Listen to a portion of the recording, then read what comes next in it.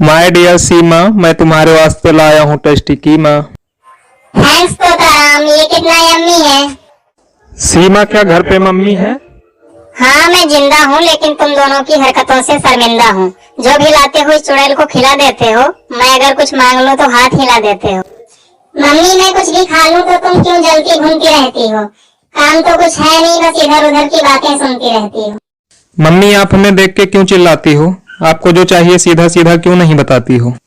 तुम तो बोलो ही मत, जिनसे लाया नहीं जाता किचन का राशन वो भी देने लग जाते हैं फालतू के भाषण। आप तो लिस्ट ही बनाती रहती हो सामानों का। मैं तो चक्कर काट काट के परेशान हो गया हूँ दुकानों का। मम्मी आपको जो मंगाना है वो बताया करो, ऐसे बार बार बेकार में हम पर मत चिल्लाया करो। ये रही लिस्ट जो सामान लाना है, और इस बार झोला भूल कर नहीं आना है। मुझे भी कुछ सामान मंगवाने हैं आपसे, वो भी लेते आना। अब तुम्हें क्या चाहिए? सब कुछ तो है इस लिस्ट में। सैलरी भी न बचेगी, क्या भरूंगा किस्त में। खैर तुम भी बताओ क्या लाना है, मुझे थोड़ा जल्दी वापस भी आना है। मुझे मंगवाना है चीनी, चाय पत्ती, धूप बत्ती, मोमबत्ती, रुई बत्ती, अगरबत्ती और साथ में तुलसी की थोड़ी सी हरी हरी पत्ती। हे भगवान, क्यों करा दुनिया में औरतों की उत्पत्ति। अब जल्दी जाओ जल्दी आओ, आकर के फिर खाना खाओ।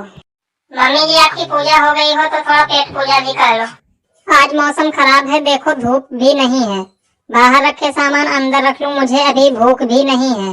अगर तुम्हें खाने की हो इच्छा तो मत करो मेरी प्रतीक्षा, मैं इतनी जल्दी नहीं खाऊंगी। और हाँ, डॉक्टर ने कल मना किया है, मैं आज से हल्दी नहीं खाऊंगी।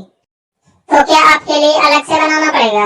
इतना काम मुझसे नहीं होगा, इसलिए किसी नौकरानी को लाना पड़ेगा।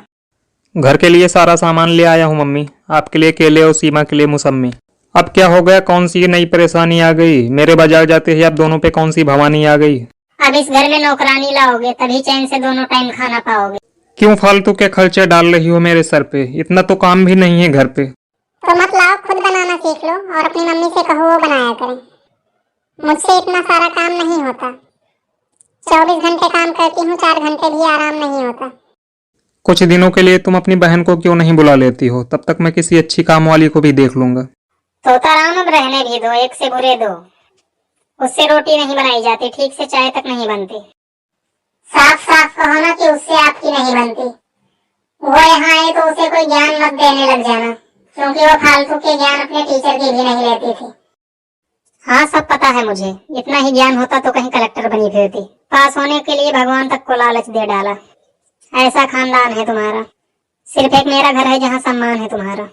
आपने तो कभी पाठशाला का मुंह देखा नहीं। आपके लिए क्या पाठशाला क्या धर्मशाला।